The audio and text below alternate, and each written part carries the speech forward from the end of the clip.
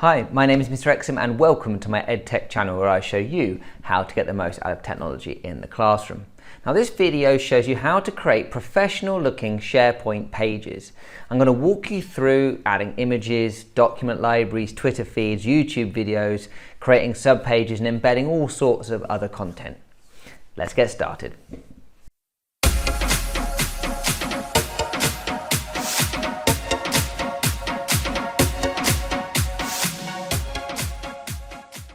So in this video I'm going to show you how you can put together a nice looking SharePoint page like this, where I've got a banner, I've got links to subpages, I've also got the menu system down the side here, I've got a news feed, I've got links to my textbooks, I've got my folders for resources, I've got a separate document library here shown on the page, I've got a Twitter feed, I've got some YouTube videos, I've got some embedded content. So I'm going to talk you through how to edit pages, create pages, add content, and hopefully produce a nice looking SharePoint page. Okay, so here I am on a SharePoint site. I'm on the biology department SharePoint site. These all down here are SharePoint sites. There are ones for different areas of the school, and then there's also one for each subject. Within a SharePoint site, you've got this home page area, but I can also add further sub pages. If I click on this drop down at the top and click page, I'll be able to create a new sub page, and I can have as many sub pages as I want within this particular site, but I can't have sub pages of sub pages. I can only go one level lower than this home page, but I can make as many sub pages as I want, and I can link to them all on this home page or also down this navigation bar down the left hand side. SharePoint fundamentally is a shared drive where files could be stored that the relevant people who need access can all access the same files. So you can have document libraries set up within each SharePoint site, and the faculty ones already have some default SharePoint document libraries. We can see one for staff and then one for each year group. If anything gets deleted from any of these libraries, it goes into the recycle bin so that it can be recovered. If you want to create new document libraries, you can do that again in the new drop down here. So maybe if you've got a whole set of resources, maybe they're extension material, then you could create a new document library. I'll show you how to do that and then add that to the home page. So let's say we want to customize our home page and make it look a lot nicer. Now you can do that. You can add all sorts of resources and content to make a SharePoint page look better. I'm going to click on the edit button up here on the top right, and you'll see that now I'm in edit mode. I can do save as draft, or I can discard changes. It won't show publicly until I click that republish button at the top right there. You can see as I sort of move over these boxes that certain areas get highlighted. Down the left hand side I've got these pluses. That refers to sections. So at the moment there is one section at the top here which is split up into two columns. Okay, but I can add a further section below that by clicking on the plus down there, or I can add a further section above that. What I'm going to do is actually add a further section above that here by clicking on the plus and clicking one column, and you'll see now I've got a whole new section up here. I can then, using the options down the left here, I can move that section up and down, delete that section, copy it, or edit it. I'm going to edit it, and you'll see I've got some options, so I can change the background colors of the section, etc. I can change it into different columns or make it a collapsible section. For now I'm going to leave it normal, okay, and I'm going to add some content to it. Alright, I want to make this like a nice banner at the top of the page. So I'm going to pick, when you hover in any section, you can hopefully see that you can find that little plus button which allows you to add a web part. Web parts are all of these little boxes. You can add all sorts of web parts to make up your page. So I'm going to add a web part to this top section here.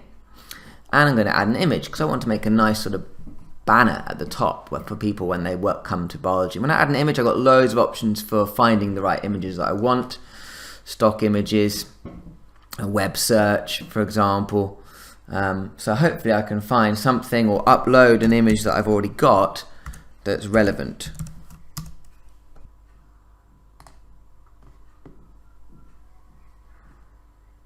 Okay, so you can see I've added that image now. It's a really big image, that one, which is not ideal for a banner. So I'm going to select it, and when you click on an image, you've got some options for editing that image. You can crop it down, change the aspect ratios, etc. So I'm going to resize that. Well, I'm going to crop that down to make it nice and thin for a banner.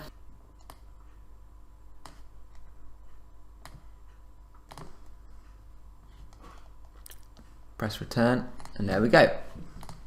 Now when you're on an image, again, or any web part, at the top, when you click on the web part, you'll get the options for that particular web part. So I'm going to edit that web part, and I'm going to put some text over the top here by toggling that on there, and then I can just type my text in here.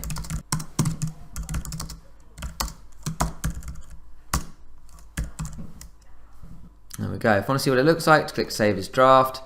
And there we go. Now I've got a nice banner at the top of my page. Okay, so let's add another image, but this time make it link to somewhere else. So I'm going to click Edit Page, and I'm going to add a little image above this web part here. So I've got this news list web part, and I'm going to just hover above, and you'll see Add a New Web Part in column 2. Okay, and I'm going to choose image. By the way, you can search all the web parts to find what you want. So if you just type image, you've got a few options there. There's lots of ways of adding links. You can click the link option. You can do a call to action, which will put a nice sort of little button in there, clickable button. You can use hero web parts. But actually in this case, I've already got an image I want to add. So I'm going to click image, okay, and I'm going to upload one from my computer.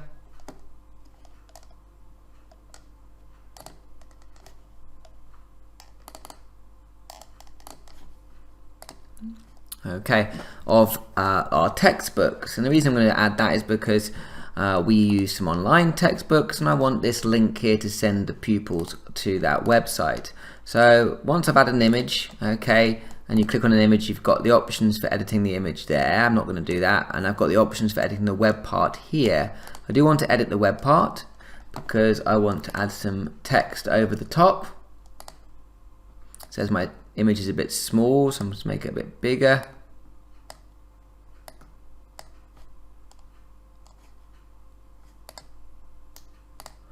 And I can click that button to add my text. Okay, I'm going to say click here for your textbooks, and then now you can see there's a link option. So I'm going to get the link to the online textbook provider and pop that into there, and that image has now become a link. That's all saved. It's saved as we're going along, as you can see by that little tick. I'm going to click Save as Draft, and now you can see that I've got an image which, when I hover over it, will take them to open up that page for their textbooks. Want to add a Twitter feed to the page? Well, that's quite straightforward. We'll click Edit. We'll find where we want to add it. Let's pop it underneath this news feed here. Okay, search for the web part, and then we just put in the Twitter handle here. Choose our settings. We're just going to show one tweet, whatever the most recent tweet is. There we are, and done. And now we've embedded a Twitter feed directly on the page. So what about documents? How do I add those onto a page? Well, if I want to display a document sort of live on the page, then I can actually just drag and drop documents into a web part. If I do the, for example, text web part, just make a little text box here, and I've got a document saved on my computer, then I can just drag that straight onto the web page and into that box. That has added that PDF for me straight onto the page, which I can scroll and look at straight away on there. If I want to add in a list of documents, and that's a document library, So first of all, I'd want to create my own little document library that's relevant for this particular site, this particular page. I can create as many document libraries as I want.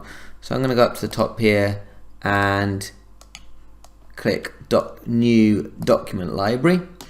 Give it a name. If I click this Show in Site Navigation, it means that it will appear as a link on the left here. So I'm going to leave that on. It's useful.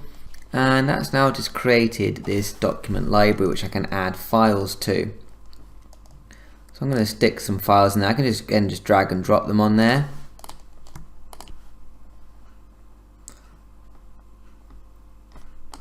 Or I can click the upload button and choose to upload them from a particular place on my computer.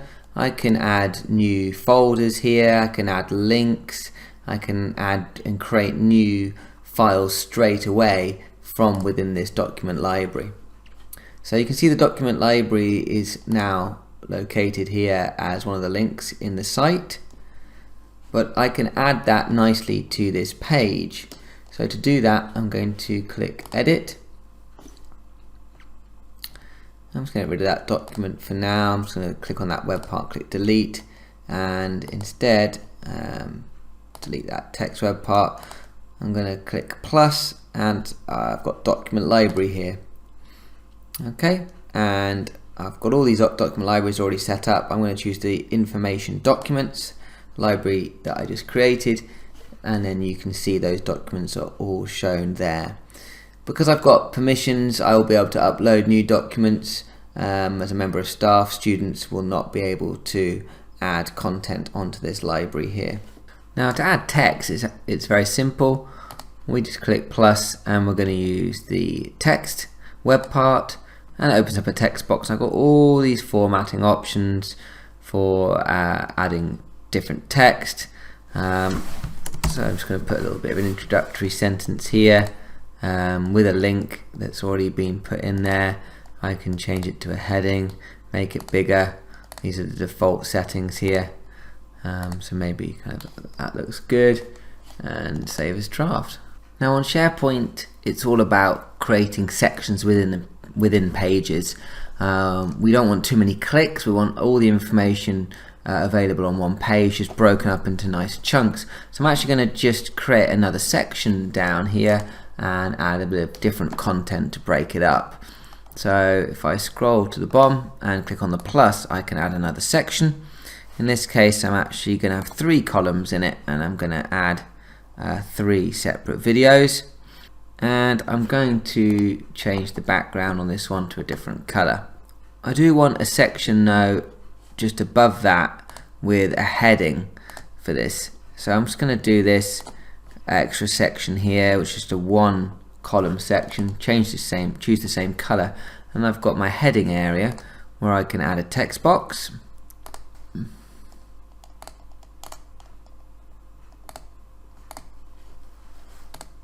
There we are. And then in these boxes I'm going to add some YouTube videos. YouTube videos are really easy to add. I'm going to click plus, and I've got the YouTube option. Pop them all in there, and then I can just add the relevant video links, and it will embed them nicely in the page. So when I click on that web part and click on edit, you'll see that all I've got to do is put the YouTube address up here, which I can get from copying the address bar at the top of YouTube.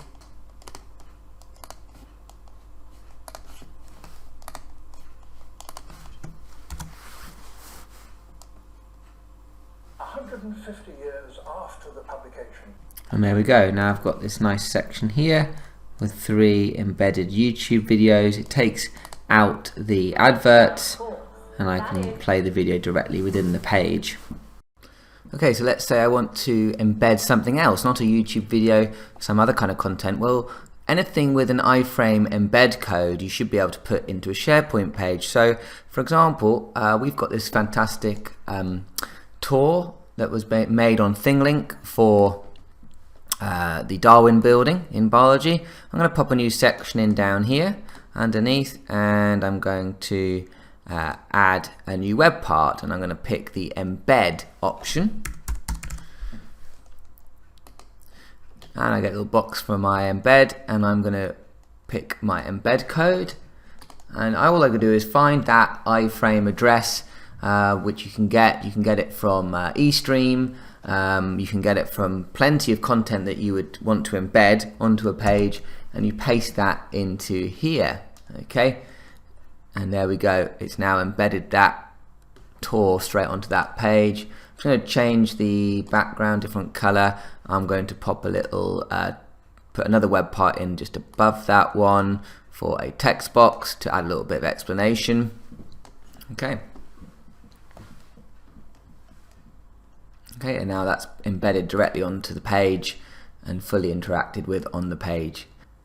If when you embed you get an error message saying that SharePoint has not approved that particular website, then just send in a ticket to IT support and they will be able to add that to the list of safe websites for embedding.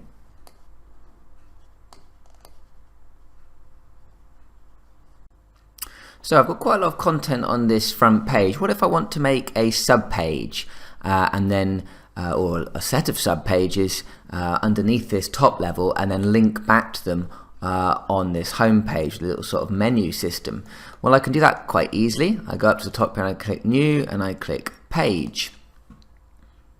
I've got three basic templates: the blank one, visual one, which puts a nice big banner at the top, or this basic text one. I'm going to choose the basic text one and click create page, and I get that template there ready to go. Now there's already a lot of content in here which is just in there to start with, which obviously I don't want. I'm just going to delete that section and again delete that section, get rid of those. And then up here, if I want to change that image, I can change that image very easily. Just click on that button there, and then I can do a web search, for example, and add a new image. You can also set the focal point of that image, and then that's done. And this page is going to be for our amazing biology expeditions, information on that. And then I've got a complete blank page. I can add a new section in the same way I've done before, add content just the same way as I would have done on any other page. So when I publish the page, I can have this option up here to add it to the page navigation. If I click that, you'll see it is now added it on the left hand side here into this menu system. And I can also get the page address, which I can use in a minute to add it to another menu system on the home page if I want.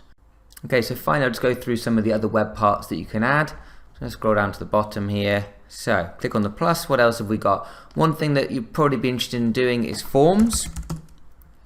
So if you've got a form you need people to complete, you can embed those forms straight into the page. You don't need to have it as a separate link taking you outside of forms.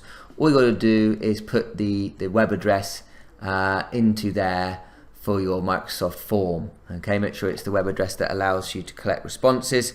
Pop it in there, and people will be able to fill that form in, or just click new form and it will take you to forms for you to be able to create that form. So forms are great and work very, very well there. You've also got a spacer. You may think, what's that about? A spacer is literally just some blank space, but it's useful if you've got something that's a bit out of shape on your web page, and you just need to adjust something down. It works especially well with columns when you've got two columns going on and you want to be able to just adjust it so that things are balanced nicely. So if we drag it up here, for example, I might want a space here because this is kind of, there's a big space below it, and that, if I do that, I can just move that so that's kind of more centrally located in that area there. So spaces can be quite useful. Just scrolling again through here, we've got dividers, again useful for dividing up the page. An image gallery, that will allow you to put a whole load of images together in a gallery, and you've got lots of options for then how you arrange those images, whether it's a grid or a carousel, those sorts of things. We talked about document libraries. File viewers, when the file is embedded directly into the page. It says here Word, Excel, PowerPoint, PDF, 3D models, videos. There's all sorts of things you can have just directly shown on the page. Highlighted content can be quite useful. We've talked about Twitter. You can put in a timer for something, a big event happening. You can have that on your home page, count down to something you're doing. The news feed will come onto at the end there. You can put a maps location in, world clock, weather, and then there's some more advanced options down here at the bottom. There's quite a few different things you can do: news feeds, RSS feeds, etc. Word of the day, that's quite fun. So there's quite a few options for content that you can add as web parts. Just last, like I said, on the newsfeed options, you'll see that there's a newsfeed here. Every subject has a newsfeed area. I've made a separate video on this. If you want to publish some news, and you can add it into the newsfeed here. But when you do publish a new news post, what will happen is that will be pulled through to the main home page of the SharePoint site for everybody to see that piece of news. So hopefully that's given you what you need to get up and running with SharePoint. If you play around with it, you can really put pages together that look great and provide plenty of excellent content. Do check out my channel for more EdTech tutorials. For now though, I hope that was useful and thanks for watching. Don't forget to subscribe and click the bell icon. See you next time.